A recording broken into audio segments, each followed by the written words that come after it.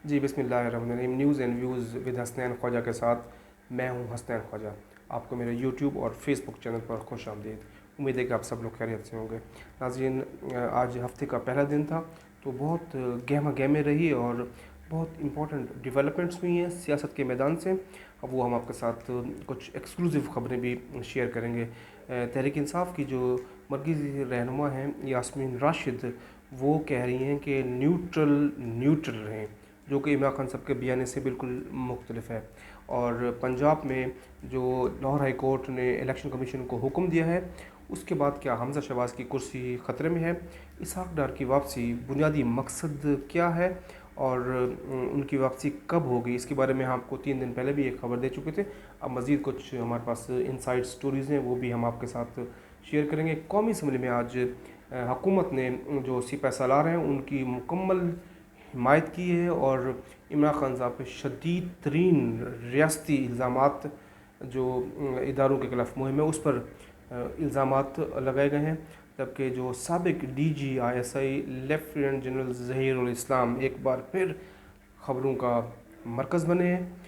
National जो TV channels हैं उसमें डिबेट उन पर हो रही है, उनके किरदार पर। तमाम चीज़ें हम आपके साथ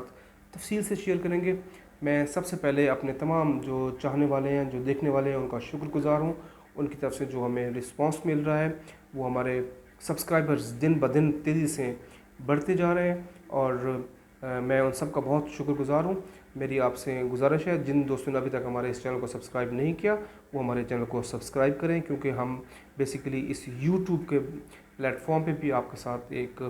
मुस्तनद और मियारी ख़बरें शेयर करते हैं।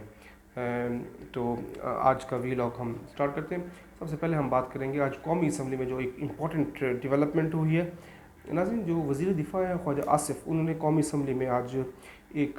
रुकन की तरफ से मामला उठाने पर एक समझने की पॉलिसी बयान दिया है और इस वक्त हुकूमत ने कौमी असम्बली के प्लेटफॉर्म से जनरल कमर जावेद बाजा को ये पैगाम दिया है कि वो उनके साथ खड़े हैं और उनकी किसी किस्म की जो किरदार कशी मुहिम है उन लोगों से सख्ती से निमटा जाएगा, आइनी हाथों से निमटा जाएगा। ख़ास तौर पे जो कनाडा की पार्लियामेंट में जो अपोजिशन रहनुमा ने जनरल बाजवा पर और पाक फ़ौज पर संगीन नोयत के इल्ज़ाम लगाए, उस पर ख्वाजा आसिफ ने उनको जवाब दिया और वहाँ पे जो ह्यूमन राइट्स की सिचुएशन है, यूरोप की जो सिचुएशन है, उस पर उन्होंने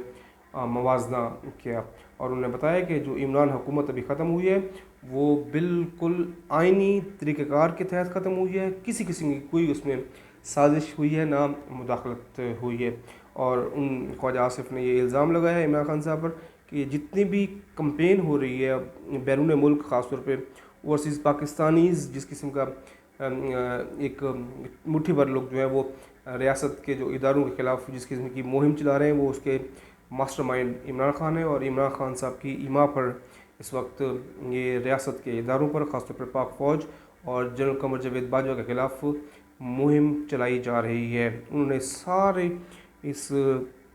इदारों के ख़िलाफ़ मुहिम का ज़िम्मेदार इमरान खान को ठहराया है।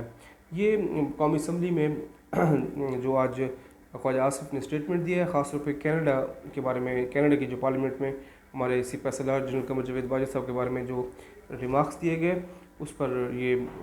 कुछ देर हुई है, लेकिन बहरहाल देर आयत दुरुस्त आयत। ये मेरे ख्याल में इनको पहले ये मैसेज जाना चाहिए था पार्लियामेंट से, कनाडा की जो पार्लियामेंट है वहाँ से ये मैसेज जाना चाहिए था कि वो पाकिस्तान के मामलात में, अंदरूनी मामलात में मुदाखलत ना करे और हमारे रियासती इदारों पर किसी किस्म की इल्ज़ाम तराशियों से दूर रहे। जैसे कि हम आपको पहले भी बता चुके हैं कि ये जो कंपेन थी कनाडा में, उसमें इंडियन जो तारिक फ़तेह हैं माफ़ कीजिएगा, वो उनका भी हाथ है।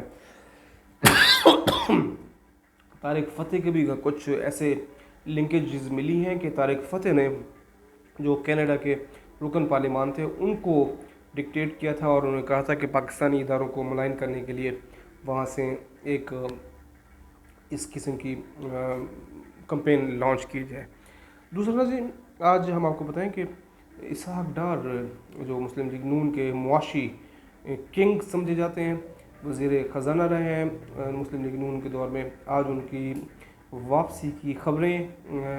कुछ सामने आई हैं, जिसके में ये कहा गया है कि वो तकरीबन अगले माह के वस्त में, यानी तकरीबन ईद गुजारने के बाद वो पाकिस्तान वापस आएंगे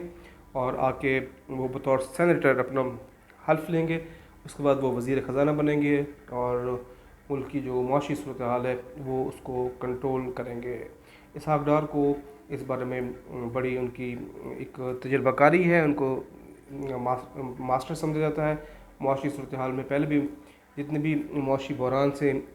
मुस्लिम लीग नून की इसमें निकाला, उसमें इसहाक डार का बुनियादी किरदार है, क्योंकि हम पहले भी बता चुके हैं कि इसहाक डार की वतन वापसी का फैसला हो चुका था। कुछ कानूनी पेचीदगियाँ हैं, क्योंकि वो इख्तियारी भी हैं, मफरूर भी हैं, उनको शायद राहदारी रिमांड भी दरकार होगा,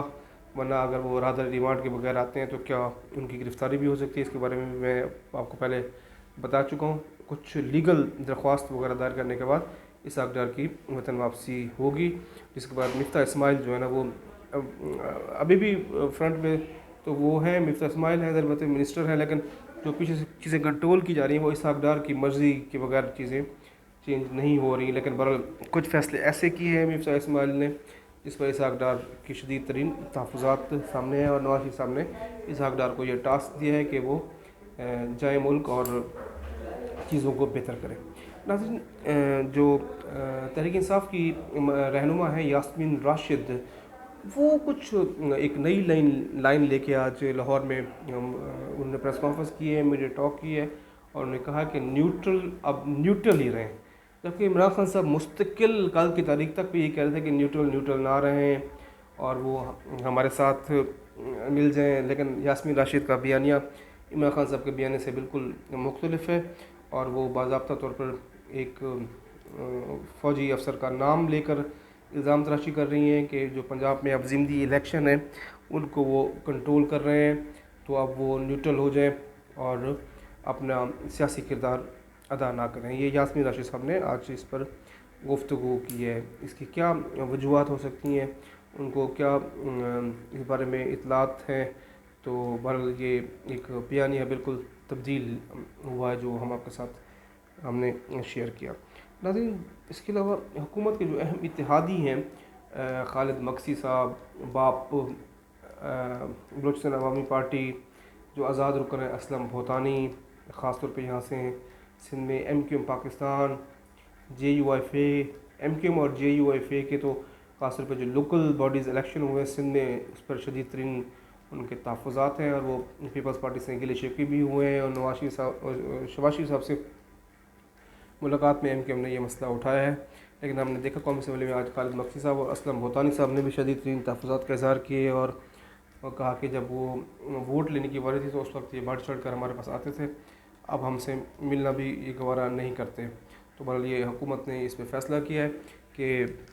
जो इत्तेहादियों के तहफ़्फ़ुज़ात हैं उस पर एक कमेटी बनाई जाएगी और उनके जो जायज़ मुतालबात हैं उस पर उनके दूर करने की कोशिश की जाएगी। हमज़ा शहबाज के बारे में कहा जा रहा है कि हमज़ा शहबाज का जो चूँकि लाहौर हाई कोर्ट ने ये एक हुक्म दिया है, इसमें कहा गया है कि जो डी सीट होने वाले 5 जो रिज़र्व सीट्स थी, मखसूस नशिस्तें, वो इलेक्शन कमीशन को कहा है कि वो तहरीक इंसाफ को अलॉट की जाए। तो अब तहरीक इंसाफ की तरफ से ये कहा जा रहा है कि शायद हमज़ा शहबाज की कुर्सी ख़तरे में है, लेकिन हमज़ा शहबाज और मुस्लिम लीग नून के हल्के ये कह रहे हैं कि तकरीबन कोई 176 वोट उनके पास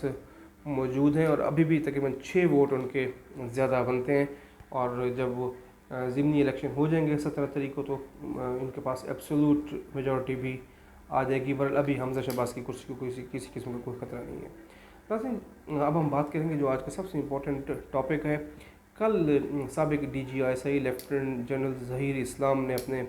आबाई इलाके में एक घर में वो वहाँ पे जो कर्नल शबीर हैं PTI के उम्मीदवार, उनकी हिमायत के सिलसिले में एक कॉर्नर मीटिंग थी, और उनके घर में सियासी एक जलसा था, और उन्होंने वहाँ पे खिताब किया, और खिताब में उन्होंने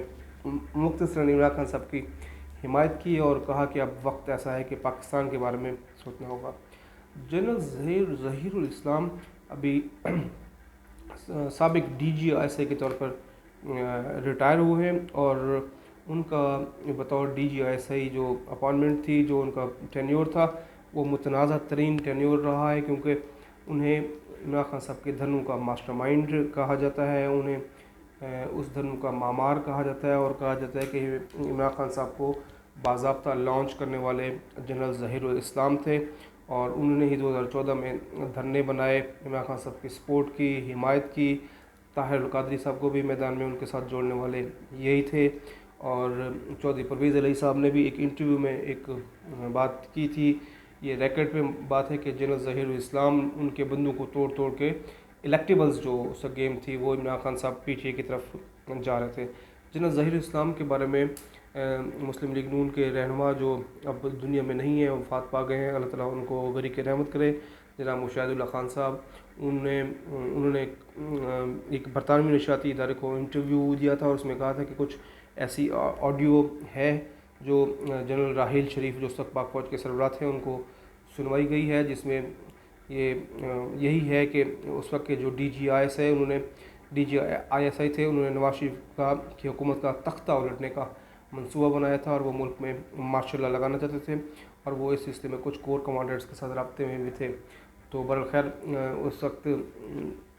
मुशाहिदुल्लाह खान को ये वजारत छोड़नी पड़ी थी, और उन्हें बाद में एक और वजारत दी गई, लेकिन फ़ौरी तौर पर इस इंटरव्यू के बाद उनको वजारत छोड़नी पड़ी। लेकिन अभी हमने देखा कि नवाज शरीफ साहब ने भी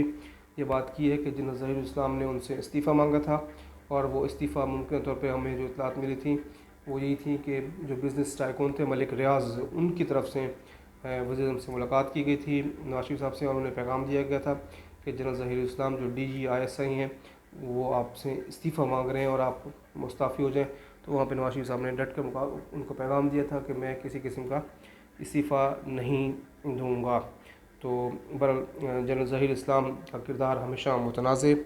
रहा, और ये जनरल ज़हीरुल इस्लाम ने ही ये कंसेप्ट मुतारिफ़ कराने की कोशिश की कि पाकिस्तान में जो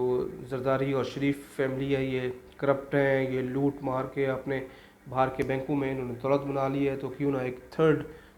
फोर्स, तीसरी कुव्वत को लॉन्च किया जाए। और उनके जहन में इमरान खान साहब थे, क्योंकि वो इमरान खान साहब तो को बतौर क्रिकेटर एक बड़ा ईमानदार समझते थे और इमरान खान साहब की हिमायत की थी।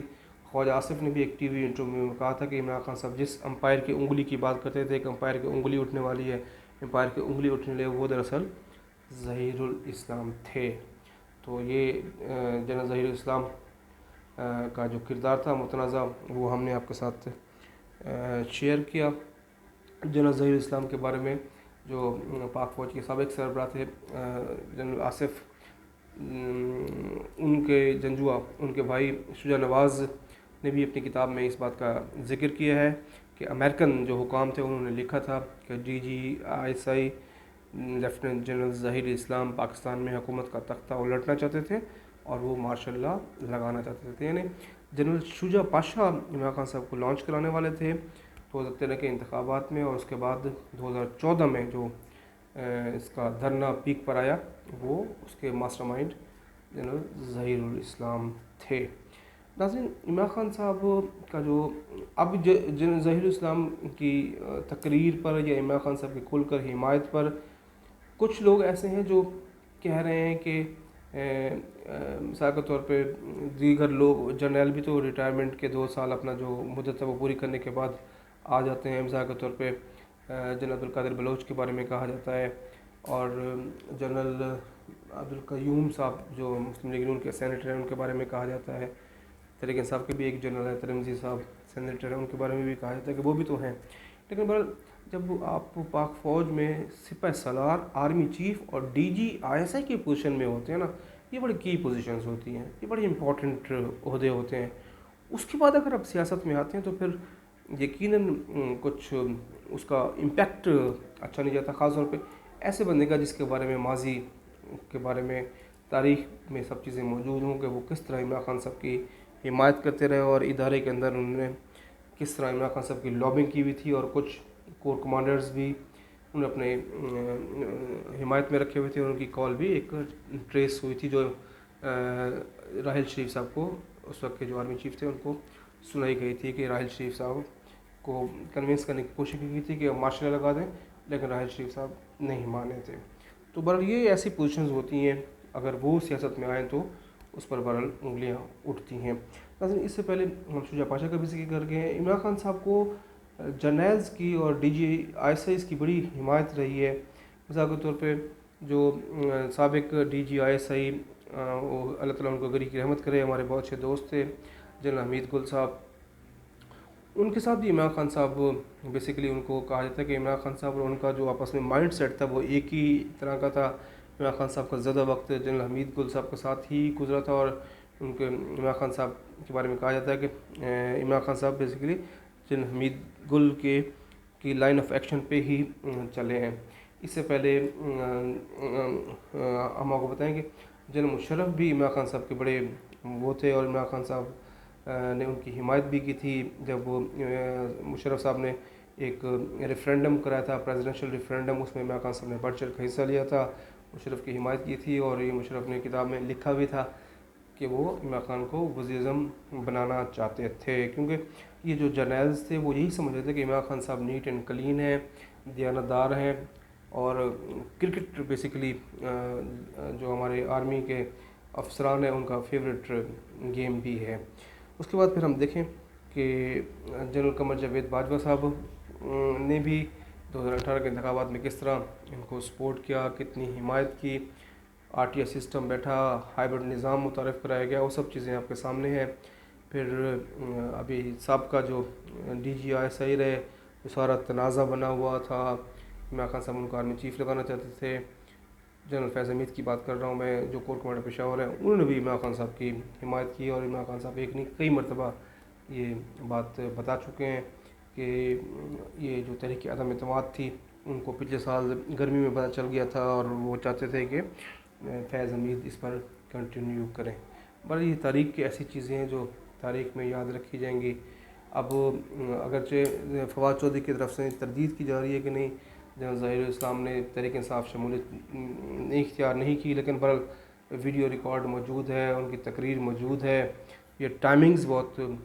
इस वक्त क्रूशल है तहरीक इंसाफ के लिए भी, और तहरीक इंसाफ को एक सियासी से ज़्यादा अस्करी जमात कहा जा रहा है। तो बहरहाल ये एक उसकी ज़रिबत है। अब जो ज़हीरुल इस्लाम का स्पीच है और इमरान खान साहब की हिमायत है, उसको इस तरह उसको लोग कह रहे हैं, डिस्कस कर रहे हैं कि शायद इमरान खान साहब को दोबारा इख्तियार में लाने का एक बड़ा मनसूबा बेनकाब हुआ है। उम्मीद है कि आपको हमारा ये व्लॉग पसंद आया होगा। जिन दोस्तों ने अभी तक हमारे चैनल को सब्सक्राइब नहीं किया, उनसे भी हमारी गुजारिश है कि हमारे चैनल को सब्सक्राइब करें, लाइक करें, कमेंट करें और शेयर करें। अपने दोस्तों का, रिश्तेदारों का, फैमिली का, सबका बहुत ख्याल रखें। अल्लाह हाफ़िज़।